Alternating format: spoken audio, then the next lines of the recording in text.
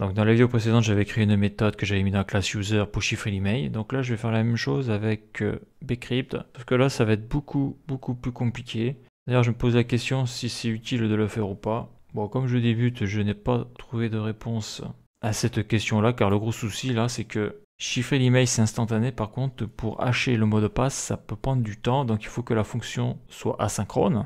Et donc, on va voir que ça pose pas mal de soucis dans le code. Donc, dans le contrôleur, ici, donc j'avais bcrypt. Je hachais le mot de passe et je mettais 10 là pour le cell, là, 10 rounds. Et après, ça me retournait une promesse avec le mot de passe haché. Donc là, on peut voir que c'est quand même hyper simple. Il n'y a pas grand chose à écrire. Donc là, je vais essayer de faire la méthode. On va voir la différence avec juste ça à écrire.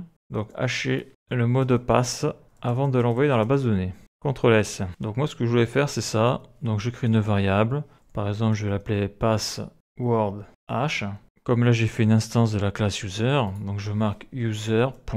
Donc là, pour le moment, la méthode n'y est pas, mais hash password. Donc l'idée, c'est ça, quoi. En gros, l'idée, c'est de faire ce qu'il y a ici, là. Et après, je fais un console log de ça. Là, je fais CTRL C, CTRL V, CTRL V, CTRL S. Donc maintenant, il faut que je fasse la méthode dans le user.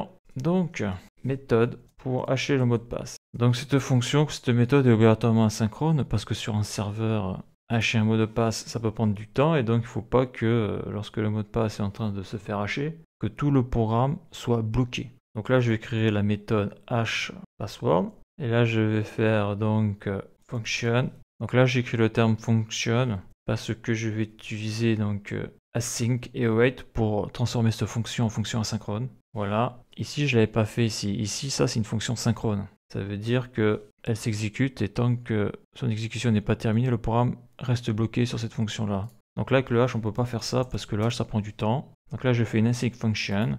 Et lorsque j'utilise async et await, donc async pour asynchrone et await attendre, et ben on est obligé d'utiliser le bloc try et catch pour récupérer l'erreur. S'il y a un problème dans le try, ça va dans le catch. Donc là, je vais mettre les accolades. Voilà, ça c'est bon. Et là, je vais mettre, là, je vais juste mettre un console log pour le moment, hein, de l'erreur. Donc, là, je vais créer une variable hash password. C'est le même nom que la fonction, mais je vois que ça gêne pas trop, ça bug pas. Il manque le hash.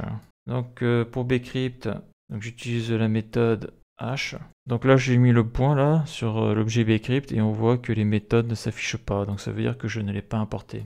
Donc là, je vais importer bcrypt. Donc là, je vais faire un CTRL C d'ici. Je mets ici crypto.js, je le mets juste en dessous, CTRL V, CTRL S. Donc si je reviens ici, si je fais un point, voilà. Là j'ai les méthodes de l'objet bcrypt là. Et là moi je veux le hash. Donc ça me renverra une promesse et le hash sync, ça te renvoie le hash directement, mais comme j'ai dit, ça prend du temps de hasher le mot de passe, donc il faut que ça soit asynchrone. Donc là qu'est-ce que je vais faire? Je vais prendre le tease.password, parce que le password il va être ici là. Et je vais mettre le salt là, le salt or round, donc moi c'est round, je mets un 10, ça marche bien, voilà. Et là ce que je fais, c'est un peu comme ici là, donc ça je vais le virer par contre, ça sert à rien. Pourquoi ça sert à rien? Ça sert plus à rien maintenant. Et donc là ce que je vais mettre c'est un return hash password, voilà. Point virgule, est-ce qu'il y a une erreur? Il y a une erreur, module.export, CTRL S. Donc là l'erreur, on voit que dans user là il manque une accolade là. J'ai bouffé une accolade, voilà, CTRL S, il ne doit plus y avoir d'erreur là. Voilà, je fais Maj Alt F, CTRL S, ici tout est vert, c'est bon. Donc voilà à quoi ressemble ma méthode pour hacher le mot de passe. Mais on va voir que je ne vais pas avoir le même résultat que pour l'email chiffrement à cause de cette histoire d'insynchronisme là. Donc si je me mets sur User, dans le contrôleur, donc là je mets sur Postman, j'envoie une requête.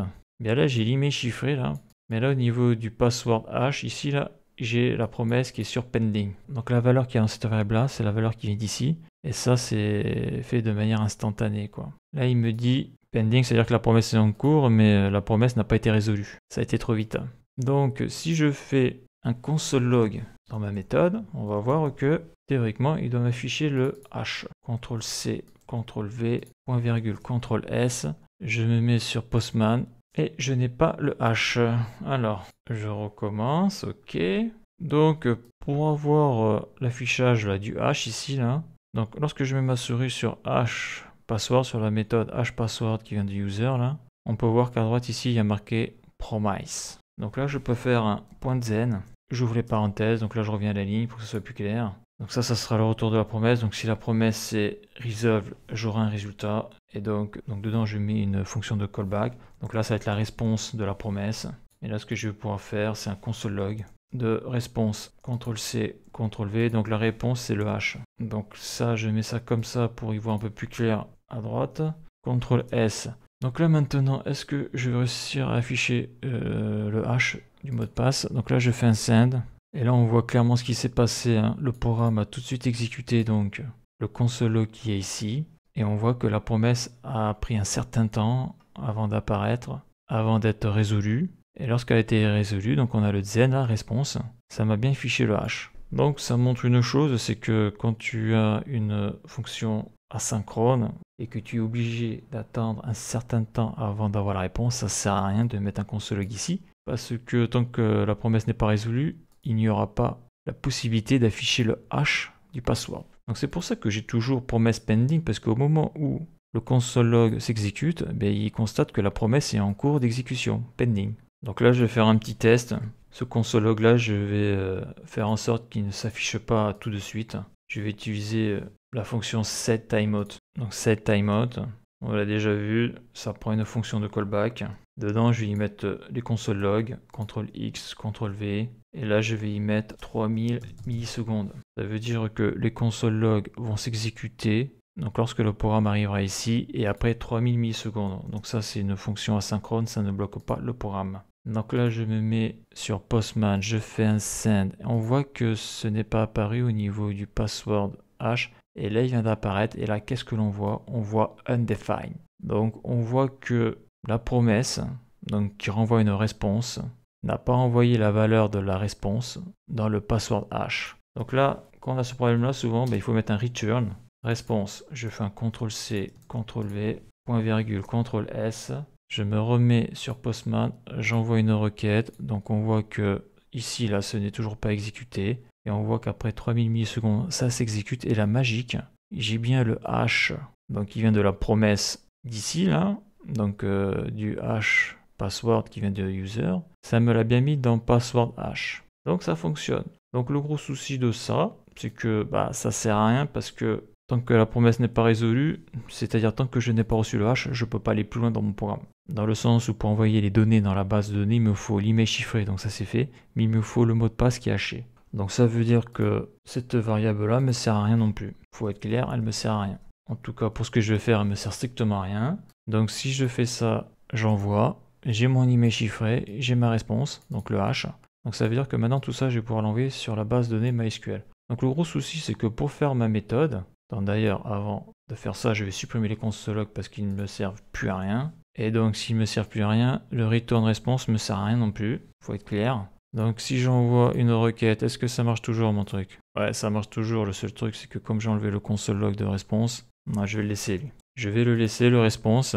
Voilà, j'ai l'email chiffré et ici j'ai le hash. Donc ça veut dire quoi? Ça veut dire que tant que je n'ai pas le hash, je ne peux pas aller plus loin. Donc ça veut dire que tout ce qui va être en rapport avec la base de données devra être exécuté. En tout cas, le code devra être mis dans le Zen. Il n'y a pas le choix. En tout cas, à l'état actuel de mes connaissances. Donc je me rends compte que faire une méthode pour hacher le mot de passe, eh bien on voit tout le code qu'il a fallu rajouter. Mais j'ai envie de dire ça sert à rien quoi. Ça sert à rien parce que on voit qu'à la base, pour hacher le mot de passe, tu as juste besoin de ça quoi. Tu as juste besoin de ces 3 lignes. Donc bon, comme j'apprends là, je vais le laisser comme ça. On va voir si ça marche ou pas, ou si je dois faire des modifications plus tard. Mais voilà, donc c'est ça que je voulais montrer. J'ai passé un paquet d'heures dessus avant de comprendre que comme ta fonction est asynchrone et que ça met du temps avant d'avoir le hash du mot de passe, t'as pas le choix, tu peux pas aller plus loin tant que tu n'as pas eu le retour de la promesse. Et donc là, je suis obligé de mettre les instructions, là, les requêtes pour la base de données ici. Voilà, donc la suite dans la prochaine vidéo.